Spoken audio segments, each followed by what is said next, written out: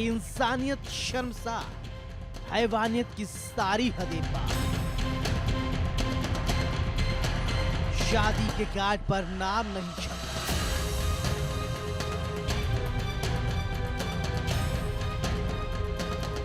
तीन लोग हमेशा के लिए खामोश। बाकी लोगों का क्या हो हम दिखाएंगे। नमस्कार, मैं हूं सौरभ त्रिपाठी, आप देख रहे हैं इंडिया न्यूज। सलाखे में आप सभी का बहुत बहुत स्वागत है। शादी में कार्ड पर नाम छपवाने का चलन है, लेकिन क्या हो अगर नाम न छपे और इस बात से नाराज विवाद हो जाए और विवाद में तीन लोगों की जान चली जाए और तीन लोग जिंदगी और मौत के बीच अस्पताल में जंग लड़ रहे हो, तो सोचिए आलम अलग ही हो जाता है। जी हां, चौंकिए मत। मुंबई के पिंपलनेर तहसील से एक मामला सामने आया है, जहां पर बस इस बात को लेकर लड़ाई झगड़ा शुरू हो जाता है कि शादी के कार्ड में नाम नहीं छपा है, जिसके बाद तीन जिंदगियां हमेशा के लिए खामोश हो गई। रिपोर्ट देखिए। शादी के कार्ड पर नाम नहीं छपा, तीन लोगों पर धारदार हथियार से हमला, सगाई समारोह में मौत का तांडव, धारदार हथियार से हत्या, वारदात के बाद मचा हाहाकार। शादी में कार्ड पर नाम लिखने का चलन है, लेकिन क्या हो अगर नाम न लिखा जाए और इस बात से नाराज विवाद हो जाए और विवाद में तीन लोगों की मौत हो जाए और तीन जिंदगियां मौत के बीच अस्पताल में जंग लड़ रही हो, तो सोचिए क्या हो। चौंकिए मत, हम जो आपको बता रहे हैं वो सच है। चलिए आपको पूरी कहानी विस्तार से समझाते हैं और बताते हैं। सगाई और हल्दी समारोह की तैयारियों के बीच अचानक भड़के विवाद ने खूनी रूप ले लिया। मामूली कहासुनी ने देखते ही देखते हिंसक झड़प का रूप धारण कर लिया, जिसमें धारदार हथियार से हमला कर तीन लोगों की हत्या कर दी। धारदार हथियार से हमला, तीन लोगों की मौत, तीन लोग घायल, एक संदिग्ध को हिरासत में लिया। दुल्हन पक्ष के साथ खूनी की, परिजनों का बड़ा आरोप जानबूझकर किया गया। घटना धुले जिले के पिंपलनेर तहसील अंतर्गत नीलकंठ नगर में हुई। इस घटना में देवेंद्र, ज्ञानेश्वर और साहिल सुरेश गोसावी की मौत हो गई। वहीं पंकज, अशोक, सुरेंद्र, सुपदीगीर और सागर गोसावी घायल। घायलों को इलाज के लिए स्थानीय प्राथमिक स्वास्थ्य केंद्र में भर्ती कराया गया, जबकि गंभीर रूप से घायल एक व्यक्ति को आगे के उपचार के लिए अस्पताल में भर्ती कराया गया। शुरुआती जानकारी के अनुसार शादी के कार्ड में नाम छपने को लेकर दो पक्षों के बीच में विवाद है, जो जल्द ही रस्म के दौरान हिंसक झड़प में बदल गया। मृतकों के परिजनों ने आरोप लगाया कि हमलावरों ने जानबूझकर घटना को अंजाम दिया। उनका ये भी दावा है कि व्हाट्सएप स्टेटस से पहले ही धमकी दी गई। पुलिस ने मामले में एक संदिग्ध को हिरासत में ले लिया और विस्तृत जांच शुरू कर दी। क्षेत्र में तनाव की स्थिति को देखते हुए अतिरिक्त पुलिस बल तैनात किया गया है। मैं अशोक गिरी, माजी नगरसेवक साक्री, भटके उन्मुक्त हक्क परिषद उत्तर महाराष्ट्र शिवसेना संपर्क प्रमुख। इथं पिंपळनेर इथं घोडेमाल इथं माझ्या भाषाची मुलीचं लग्न होता, विजू गोसावी त्याची मुलीचं लग्न होता। त्यांनी पत्रिका दिली, मुलगी पिंपळनेरची मुलगी सोनगडला दिलेली आहे, तर सोनगडला दिलेली आहे, तर सोनगडवाल्यांचे जरा वागणूक त्यांचे जे ना राहणीमान सर्व ना ते लोकांना कोणाला बी भांडतात। तर त्यांनी स्टेटस टाकला की पिंपळनेर लग्नामध्ये 18 तारीख, 19 तारीख आणि 20 तारीख ह्या तारखेला आम्ही तुम्हाला काय आहे आमचा दाखवू आणि तुमच्या काय अस्तित्व आहे ते संपवू। देवेंद्र, ज्ञानेश्वर, पवार, सुरेश मोजगीर गोसावी, साहिल सुरेश गोसावी पर धारदार हथियार से हमला किया गया। बदकिस्मती से इलाज के दौरान तीनों की मौत हो गई, जबकि पंकज, अशोक, सुरेश और सागर गोसावी घायल, जिन्हें इलाज के लिए गांव के ही अस्पताल में भर्ती कराया गया है और गंभीर रूप से घायल व्यक्तियों को आगे के इलाज के लिए बड़े अस्पताल में भेज दिया गया है। इस बीच मृतक के परिजनों ने आरोप लगाया हमलावरों ने जानबूझकर इस घटना को अंजाम दिया। मृतक के परिजनों ने आरोप लगाया कि व्हाट्सएप स्टेटस के जरिए इस घटना की धमकी दी गई थी। ये भी खबर है कि पुलिस ने इस मामले में एक संदिग्ध को हिरासत में लिया है। इस बीच सगाई के दिन मामूली वजह से हुए खून खराबे से पिंपलनेर समेत पूरे धुले जिले में दहशत का माहौल है। इस बीच पुलिस ने इस मामले में जांच शुरू कर दी है और आगे की कार्रवाई शुरू की। पिंपलनेर में शादी थी। शादी के कारण से 19 तारीख का हल्दी और सुपारी का कार्यक्रम था और 20 तारीख की शादी थी। नवरी पिंपलनेर की है और नवरदेव सोनगढ़ का है। तो नवरदेव सोनगढ़ का होते आस्थाने नवरदेव नवरी वालों ने सभी महाराष्ट्र भर पत्रिका दिया था। देने के बाद सोनगढ़ वाले कुछ लोगों ने ऐसे स्टेटस रखे कि 18, 19 और 20 ये 3 दिन में हम कुछ न कुछ करेंगे। और स्टेटस रखने के बाद मैं मुंबई होते आस्थाने जब मैं नवरदेव नवरी के यहाँ पे गया तो नवरी के यहाँ पे जाने के बाद रात में उनसे चर्चा करा। रात में चर्चा करने के बाद रात में जब चर्चा करा उनसे कि भाई ऐसे ऐसे स्टेटस रख रहे, शादी के अंदर झगड़े का माहौल हो सकता है। इस वारदात के बाद सवाल खड़ा होता है, आखिरकार बस कार्ड पर नाम न लिखने की वजह से 3 जिंदगियों को हमेशा के लिए मौत की नींद सुला देना ताकि वो जिंदगी भर किसी कार्ड पर उनका नाम न लिखा जाए, ये कहाँ का है। बहरहाल पुलिस पूरे मामले की जांच कर रही है। जांच के बाद ही पता चल पाएगा। Bureau report, India news.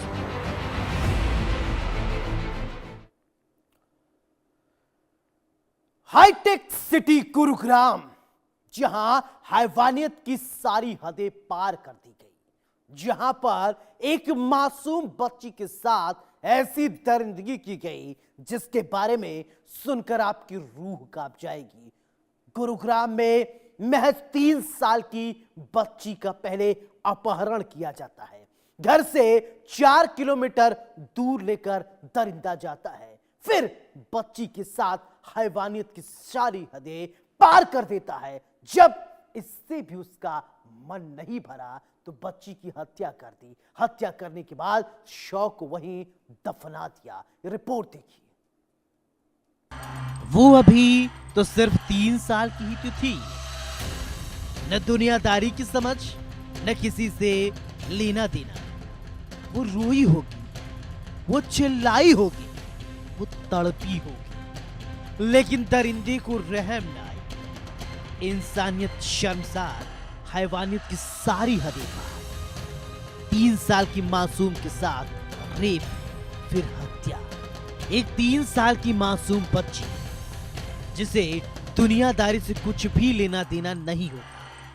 न वो दुनिया के कायदे जानती है, न कानून। कुछ हुआ, भूख लगी, रोती होगी। माँ समझ जाती होगी कि बेटी भूखी है। माँ ये भी जान जाती होगी उसे क्या दिक्कत है। लेकिन समाज में बैठे एक दरिंदे को बच्ची की मासूमियत पर रहम नहीं और उसने वो अपराध कर दिया जिसकी कानून की नजर में माफी नहीं। जी हाँ, आपकी टीवी स्क्रीन पर दिख रही तस्वीर हाईटेक सिटी गुरुग्राम की है, जहां हैवानियत की सारी हदें पार करने की एक ऐसी खबर सामने आई जिसने सबको सोचने पर मजबूर कर दिया। गुरुग्राम में 3 साल की बच्ची से रेप के बाद हत्या के मामले के बाद हड़कंप मच गया। बताया जा रहा है कि पड़ोसी बच्ची को खिलाने के बहाने ले गया। फंसने के डर से गला घोटकर हत्या करने के बाद शव को गड्ढे में दफना दिया। गुरुग्राम में एक 3 साल की बच्ची के रेप के बाद हत्या की इस घटना ने सबको हिलाकर रख दिया है। बताया जा रहा है कि बच्ची के गायब होने के बाद जब बच्ची का कोई सुराग नहीं लगा तो माता पिता सेक्टर 37 थाने पहुंचे। पुलिस ने मामला दर्ज कर बच्ची की तलाश शुरू कर दी। सीसीटीवी फुटेज में पड़ोसी युवक बच्ची को ले जाते हुए दिखाई दिया, जिसके बाद पुलिस ने उसे हिरासत में ले लिया। पुलिस पूछताछ में आरोपी ने अपना जुर्म कबूल कर लिया। फिर उसकी निशानदेही पर बच्ची का शव गड्ढे से बरामद किया गया। पुलिस ने शव को कब्जे में लेकर पोस्टमार्टम के लिए भेजा। आरोपी ने शव को गड्ढे में दफनाया। बच्ची घर के बाहर खेल रही थी। पहला फुसलाकर बच्ची को ले गया। घर से 4 किलोमीटर की दूरी पर ले जाकर रेप किया। रेप के बाद आरोपी ने गला घोटकर हत्या कर दी। खाली प्लॉट में मिला बच्ची का शव। 25 साल का आरोपी गिरफ्तार। आरोपी ने शव को गड्ढे में दफनाया। सेक्टर 37 पुलिस स्टेशन में एक फैमिली के द्वारा एक शिकायत दी गई थी और उन्होंने अपनी शिकायत में एक व्यक्ति को बाय नेम करवाते हुए ये शिकायत दी थी। उनके द्वारा ऐसे एलिगेशन थे कि उसी बिल्डिंग के आसपास में उनका एक पड़ोसी था, उसके द्वारा उनकी बच्ची को बहला फुसला कर ले जाया गया और बाद में उसकी हत्या कर दी गई। पुलिस को जैसी इन्फॉर्मेशन मिली थी तुरंत ही पुलिस के द्वारा उस एक्यूज को पकड़ लिया गया था। उससे पुलिस के द्वारा पूछताछ सख्ती से की गई थी।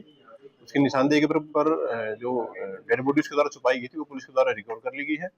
एक्यूज को पुलिस के द्वारा अरेस्ट कर लिया गया है। एक्यूज जो अरेस्ट किया गया है उसकी पहचान शिवनाथ के रूप में हुई है। ये 25 वर्षीय व्यक्ति है और ये बिहार के एक गांव का रहने वाला है। फिलहाल पुलिस के द्वारा इसको अरेस्ट किया गया है और मामले में फर्दर कार्रवाई पुलिस के द्वारा पूरी की जा रही है। अभी तक की जो फैमिली की जो कंप्लेंट है उन्होंने ऐसा बताया कि ये व्यक्ति बहला फुसला करके उनकी बच्ची को लेकर के गया था और फिलहाल एक्यूज से एक डीप इंटरोगेशन की जा रही है पुलिस के द्वारा। जैसे जैसे फैक्ट इन्वेस्टिगेशन में सामने आएंगे उसके अकॉर्डिंग मामले में कार्रवाई जारी रहेगी। फैमिली ने बताया कि वो व्यक्ति उनके घर से ही बच्ची को लेकर के गया था और जहाँ से वो लेके गया उससे कुछ दूरी पर ही उसके द्वारा बच्ची को फेंक दिया गया था। गलत काम इसमें किया गया था। पुलिस के द्वारा केस की सीरियसनेस को देखते हुए सेक्शंस इजाद की गई हैं। बच्ची का पोस्टमार्टम करवाया जा रहा है। जैसे जैसे पोस्टमार्टम रिपोर्ट में जो भी डॉक्टर रिपोर्ट देगा पुलिस उसके अकॉर्डिंग पुलिस की कार्रवाई जारी रहेगी। एक्यूज के जो विक्टिम की जो फैमिली है उसके द्वारा एक्यूज को बाय नेम करते हुए उसके खिलाफ एफआईआर रजिस्टर कराई गई थी और उनके द्वारा सूचना जो पुलिस को प्राथमिक दी गई थी उसमें उस व्यक्ति का नाम लिया गया था, जिसके बेसिस पर पुलिस के द्वारा उस व्यक्ति को राउंड अप करके उससे पूछताछ की गई थी और पूछताछ के बाद में ही जो बच्ची है उसकी डेड बॉडी को पुलिस के द्वारा रिकवर किया गया। पुलिस के द्वारा नजदीकी एरिया के सारे सीसीटीवी फुटेज की कवरेज है वो ली जा रही है और फैमिली के द्वारा भी वहाँ कुछ फुटेज चेक की गई थी। एक डीप इन्वेस्टिगेशन पुलिस के द्वारा की जा रही है। जैसे जैसे फैक्ट इन्वेस्टिगेशन सामने आएंगे उसके अकॉर्डिंग कार्रवाई जारी रहेगी। अभी तक विक्टिम की फैमिली ने बताया कि ये व्यक्ति उनके आसपास में ही रहता था और अभी जो इंटरोगेशन है बिल्कुल प्राथमिक स्टेज पर है। पुलिस के द्वारा लगातार उससे पूछताछ की जा रही है। ये जो व्यक्ति है 25 वर्षीय व्यक्ति है, शिवनाथ इसका नाम है, बिहार के गांव का रहने वाला है। ये कहीं स्क्रैप का ये लोडिंग का ये काम करता है। फिलहाल तक इन्वेस्टिगेशन में ये चीज सामने आई है। देखिए पुलिस के द्वारा एक्यूज की निशानदेही के ऊपर बॉडी को रिकवर कर लिया गया है और पोस्टमार्टम उसका करवाया जा रहा है और पोस्टमार्टम में जैसी जैसी फैक्ट सामने आएंगे उसके अकॉर्डिंग पुलिस के द्वारा एक्शन इसमें एड ऑन की जाएगी। पुलिस ने जांच शुरू की तो सीसीटीवी में वही पड़ोसी युवक बच्ची को ले जाते हुए दिखाई। पुलिस ने कार्रवाई करते हुए युवक को हिरासत में ले लिया। आरोपी की पहचान बिहार के सुपौल जिले के रहने वाले शिवनाथ के तौर पर हुई। वह उसी बिल्डिंग में रहता था जहां बच्ची रहती थी और एक कंपनी में स्क्रैप भरने का काम करता है। पूछताछ में हत्या की बात कबूली।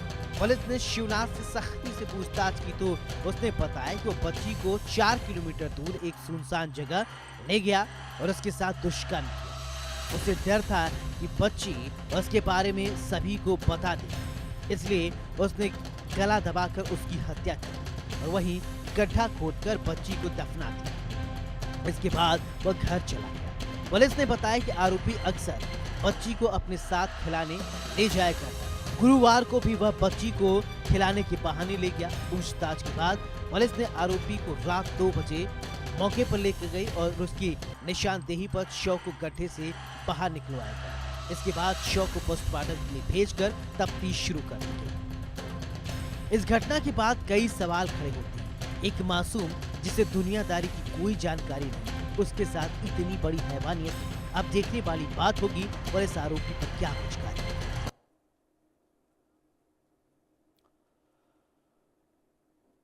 गुरुग्राम से एक दिल दहला देने वाली वारदात सामने आई है, जहां पर लिव इन रिलेशन में रह रही 19 साल की छात्रा को उसके ही पार्टनर ने कमरे में बंधक बनाकर बेरहमी से पीटा। हाथ मरोड़े, पैरों पर गहरे निशान, आंखों के पास सूजन। हालत इतनी गंभीर कि पहले निजी अस्पताल और फिर एम्स में भर्ती कराना पड़ा। रिपोर्ट देखिए। कमरे में कैद, रिश्ता हुआ जख्मी। शक ने बदला प्यार, बना वार। गंभीर हालत में छात्रा भर्ती। आरोपी पहुंचा सलाखों के पीछे। घटना गुरुग्राम के सेक्टर 69 स्थित एक पीजी की है। त्रिपुरा की रहने वाली 19 वर्षीय युवती यहां अपने साथी के साथ पढ़ाई कर रही थी। पीड़िता की मां ने पुलिस को फोन कर बताया कि बेटी को प्रताड़ित किया जा रहा है। सूचना मिलते ही टीम मौके पर पहुंची और युवती को घायल अवस्था में बाहर निकाला। प्रारंभिक उपचार के बाद डॉक्टर्स ने उसकी गंभीर स्थिति को देखते हुए दिल्ली रेफर कर दिया। पुलिस ने मौके से आरोपी युवक को हिरासत में ले लिया। बताया जा रहा है कि पीड़िता की मां की सूचना पर पुलिस टीम हरकत में आई। पुलिस ने सेक्टर 69 स्थित पीजी हॉस्टल में दबिश दी। कमरे से घायल युवती सुरक्षित निकाली गई। इसके बाद पीड़िता को प्राइवेट अस्पताल में प्रारंभिक उपचार के लिए भेजा गया। इस दौरान संदिग्ध युवक तुरंत हिरासत में लिया गया। जांच में सामने आया कि दोनों की पहचान सितंबर 2025 में हुई थी। पिछले कुछ महीनों से वे साथ रह रहे थे। परिजनों के बीच वैवाहिक चर्चा भी चल रही थी। पुलिस के अनुसार घटना वाली रात दोनों के बीच तीखी कहासुनी हुई। आरोप है कि युवक ने गुस्से में आकर हाथ मरोड़े, डंडे जैसी वस्तु से वार किया और युवती को कमरे में रोके रखा। युवती के चेहरे और शरीर पर चोट के निशान मिले हैं। मामले में एफआईआर दर्ज कर पूछताछ जारी है। खबर है कि पहली बार पिछले सितंबर में दोनों की मुलाकात हुई थी। इतना ही नहीं, परिवारों के बीच विवाह प्रस्ताव पर विचार भी चल रहा था, लेकिन मामूली कहासुनी ने हिंसक मोड़ ले लिया। पीड़िता के शारीरिक चोट के निशान पाए गए हैं। पुलिस मामले में इलेक्ट्रॉनिक साक्ष्य भी खंगाल रही है। ये मामला सिर्फ एक आपराधिक वारदात नहीं, बल्कि रिश्तों में बढ़ते अविश्वास और आक्रामकता की चेतावनी भी है। लिव इन संबंधों में कानूनी और सामाजिक जिम्मेदारियां दोनों अहम हैं। फिलहाल पीड़िता का इलाज जारी है और पुलिस तथ्यों के आधार पर आगे की कार्रवाई कर रही है। अदालत में क्या मोड़ आता है, ये आने वाला वक्त तय करेगा। लेकिन एक सवाल जरूर छोड़ गया है, क्या शक अब सबसे खतरनाक हथियार बनता जा रहा है? Bureau report, India news.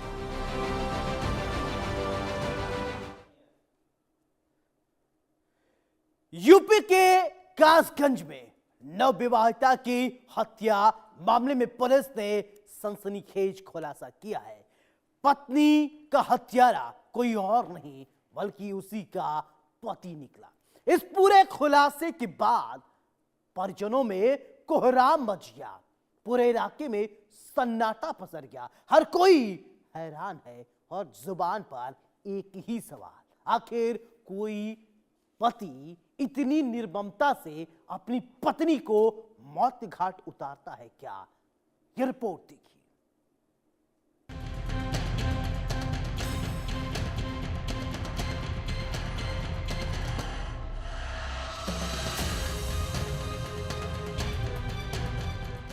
कलयुगी पति बना हैवान, पत्नी को उतारा मौत के घाट, कुल्हाड़ी से काटा, खेत में दफनाया।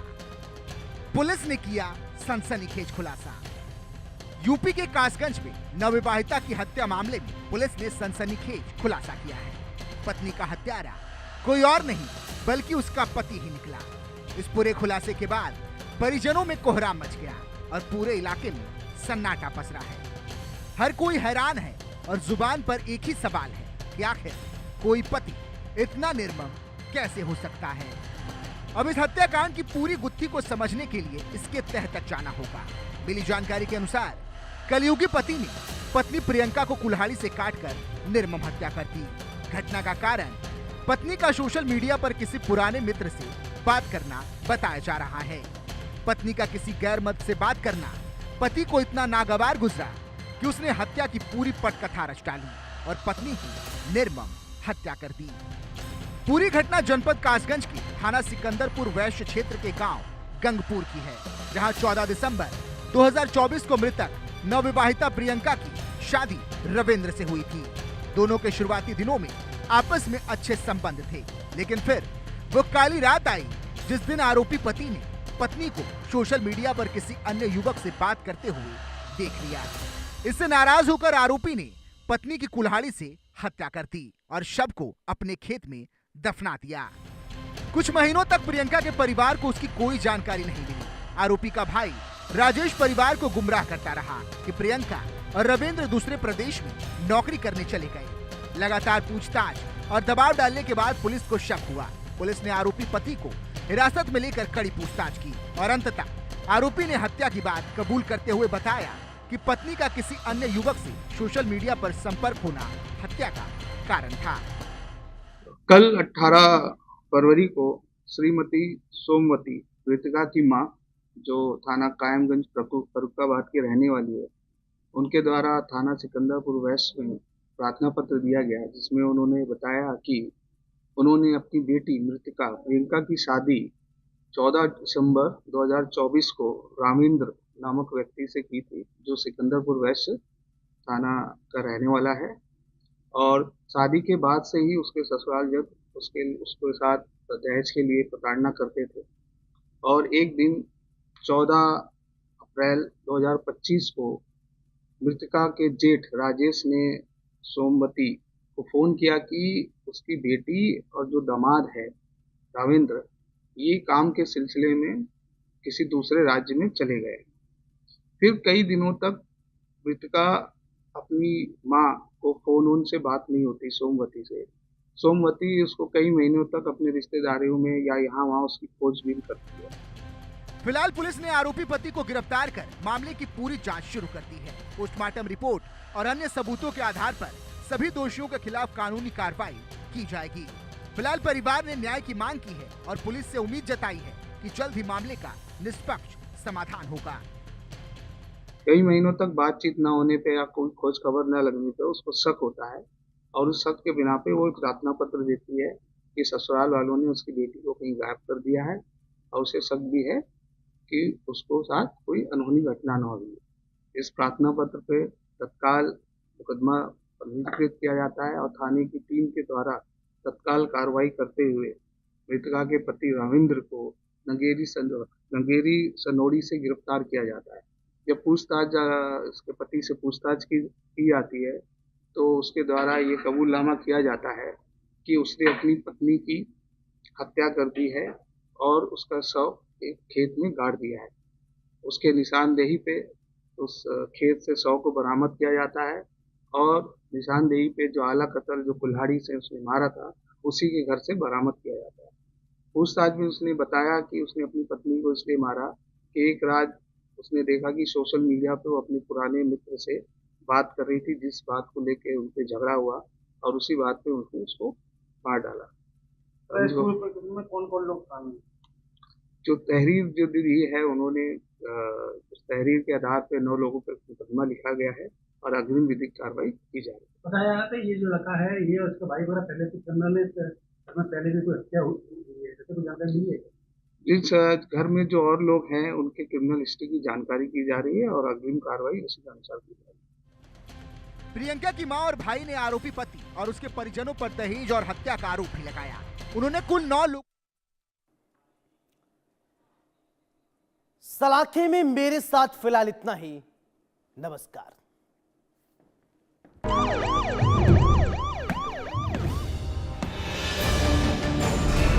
हर गुनहगार को होगा पर्दा फाश।